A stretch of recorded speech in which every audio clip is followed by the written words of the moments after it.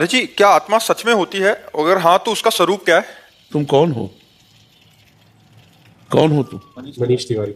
हाँ, मनीष तिवारी। तो इस ढांचे का नाम है, इस ढांचे का नाम है। तुम्हारा नाम थोड़ी है। तुम्हारे ढांचे का नाम मनीष तिवारी है। इतना काट दिया जाए तो तुम कट गए क्या? तुम्हारा हाथ कटा तो जिससे हमारा संबंध होता वो मैं नहीं होता।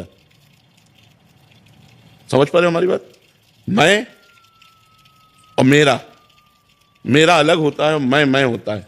ठीक है, अब हम आपको ले चलते हैं। मेरा सर, मैं सर हूं, ऐसा तो नहीं। मेरी आंख, मेरा कान, मेरा मुंह, मेरी छाती, मेरा पैर, पूरे ढांचे को मेरा शरीर।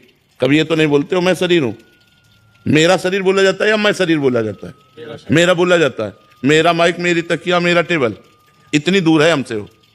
ऐसे ही दूर है हमसे जैसे ये अज्ञान के कारण हम समेटे बैठे हुए हैं और इसे मैं माने हुए हैं, लेकिन ये मैं नहीं है, ये मेरा है।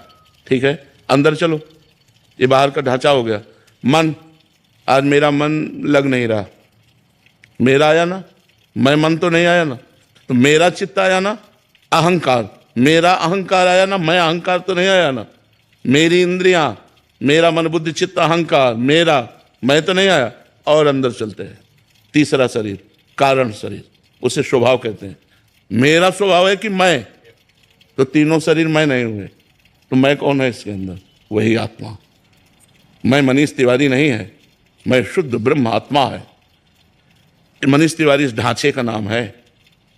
अब इतना ज्ञान हो गया तो मोक्ष को प्राप्त हो जाओगे ना। तो खिलवाड़ है इतना ज्ञान होना। अब साधना में लगना पड़ेगा। जब साधना में लगोगे और एक एक शरीर का त्याग होता चला जाएगा, तब अनुभव होगा। और जब मैं का अनुभव हो गया तो मुक्त हो गए। पर जी अभी तो सुन लिया, अभी ज्ञान भी हो गया तो ये ज्ञान काम नहीं करता। तभी तो कहा नकली ज्ञान और असली ज्ञान में अंतर होता है। नकली ज्ञान होता है पढ़ सुनकर, और असली ज्ञान होता है भजन करके अनुभव करके। हलवा का पूरा, हाँ, वो आपने कंठस्थ कर लिया। इतने ग्राम आटा होना चाहिए, इतनी बार कलाना चाहिए, वो ऐसा रंग हो जाना चाहिए, इतना घी, इतना चीनी और सब पानी और सब पूरा, लेकिन खाया कभी नहीं। तो मतलब क्या रहा? खाना है आत्मबोध होना, और ज्ञान है आत्मा का, ये हलवा का बनाने की प्रक्रिया पूरी सीख, सुन करके बोलना, अनुभव करना, हलवा बना के खाना, यह साधना। साधना करो, साधना से तब आत्मबोध होगा। किसी गुरु का आश्रय लेकर उसके अनुसार बताई हुई साधना में चले तो आत्मबोध। आत्मा तो तुम हो। देखो, ये चल रहा है, हमारी आवाज कवर कर रहा है, तो इसमें पावर बिजली का है कि नहीं?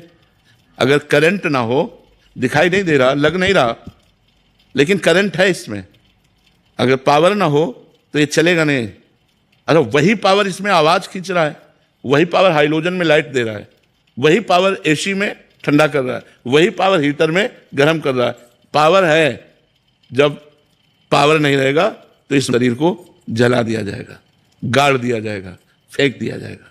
पावर है, उसी पावर का नाम शास्त्रीय शब्दों में आत्मा कहते हैं। समझ रहे हो? हाँ, तो है ना, है उसी पावर को, जिस पावर से आप हाथ जोड़ रहे हो, जिस पावर से आप बोल रहे हो, जिस पावर से आप सुन रहे हो, जिस पावर से आप देख रहे हो, उसी पावर का नाम आत्मा है। अब उस पावर का जिसको हम वर्णन कर रहे हैं वो मैं है, वो मैं ही हूं। और मैं हूं में शीशा में देखो मैं हूं तो ये लगेगा मैं हूं, बस यही भ्रम है, यही माया है। इससे हटो और फिर अंदर देखो, जो मैं है वही पावर है, वही ब्रह्म है, वही आत्मा है, वही परमात्मा है। वो है, उसके बिना सत्ता ही नहीं है। जब आदमी मर जाता है तो ढांचा तो यही रहता है ना, लेकिन जो गया वो पावर, बिजली ऑफ हो गई, पावर खत्म, बोले मर गया। पावर आ गया, अरे बोले जी गया। बिजली का पावर है। जैसे बिजली है तो प्राकृतिक पावर है, आत्मा है तो चिदानंद पावर है। उसी पावर से अनंत ब्रह्मांड जड़ चैतन्य सब चल रहे हैं, पावर वही है। अब जैसे बिजली करणों में, करण माने समझते हो ना, ये सब करण है, करणों के प्रभाव से अनेक दिखाई देती है, नहीं दिखाई देती। अब मान लो लाल है तो लाल लाइट है, हरी तो हरी लाइट है। अब लाइट है उसका केवल एक प्रयोजन नहीं है, उसके लाखों प्रयोजन है। अगर लाख करण है तो बिजली लाख प्रकार से दिखाई देगी। मोटर में पानी खींचते हुए अलग अलग सब है ना, लेकिन बिजली तो एक ही है ना। क्यों? बिजली 10-20 प्रकार की तो होती नहीं, बिजली तो एक है, 10-20 प्रकार से उसका प्रयोग है। अलग अलग उसका प्रभाव है। वही बिजली एक जगह ठंडा कर रही, वही बिजली एक जगह गर्म कर रही, वही बिजली जीवन है, वही बिजली मरण है। नहीं है, मार देगी आपको, जला के राख कर देगी। तो बिजली तो एक है, ऐसे ही परमात्मा एक है। कहीं जन्म लीला, कहीं पालन लीला और कहीं विनाश लीला उसी एक की हो रही। जब ज्ञान हो जाता है तो जीव शांत और आनंदित हो जाता है। अभी हमें ये वाचिक ज्ञान केवल सुनने में आया, अनुभव में तब आएगा जब भजन करोगे, साधना करोगे, तब अनुभव, और जब अनुभव में आएगा तब मुक्त हो जाओगे। ये केवल बोल लेने से या सुन लेने से मुक्त नहीं हो जाता, उसका अनुभव करे तब। जैसे हमारी भूख केवल भोजन की प्रक्रिया सुन लेने से, भोजन के प्रकार सुन लेने से, भोजन का स्वाद सुन लेने से हमें स्वाद नहीं आएगा, हमारी भूख नहीं मिटेगी, हमें खाना पड़ेगा। ऐसे ही इसके श्रवण मात्र से काम नहीं चलेगा, हमको साधना करनी पड़ेगी। हमको गुरुदेव का आश्रय लेकर साधना के द्वारा ये अनुभव करना होगा। महाराज जी कितने सरल ढंग से महाराज जी जो वेदों का सार है, एकदम ऐसे लग रहा था कि एकदम क्लियर, ये परत ये परत ये परत। हाँ, तो अब ये जब अनुभव में आ जाएगा तब कितना अच्छा लगेगा। दुख सुख से परे, जन्म मृत्यु से परे, कोई चिंता नहीं, कोई शोक नहीं, एक परम आनंद, वही तो परमहंस स्थिति होती है। साधना की शुरुआत कहाँ से? गुरुदेव के चरणों से।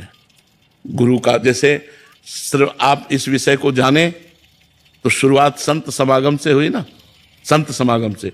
इसकी शुरुआत संत समागम से हुई और इसकी पूर्णता भी संत समागम से ही हो जाती है जब हम संतों का आश्रय ले लेते हैं। अब जैसे अगला प्रश्न हो तो इसकी प्रथम साधना क्या है, फिर इसकी द्वितीय साधना क्या है, अब मुझे इतना ऐसा अनुभव हो रहा है, अब इसके आगे क्या है। इसलिए पूरे जीवन को समर्पित करके गुरुदेव के आधार पर चला जाता है तो धीरे धीरे क्रम बाई क्रम स्थिति आने लगती है। सबसे कठोर धर्म है सेवा। सेवा में सुसुख का त्याग करके तत्सुख की भावना, यही हमारे सहचरी भाव है।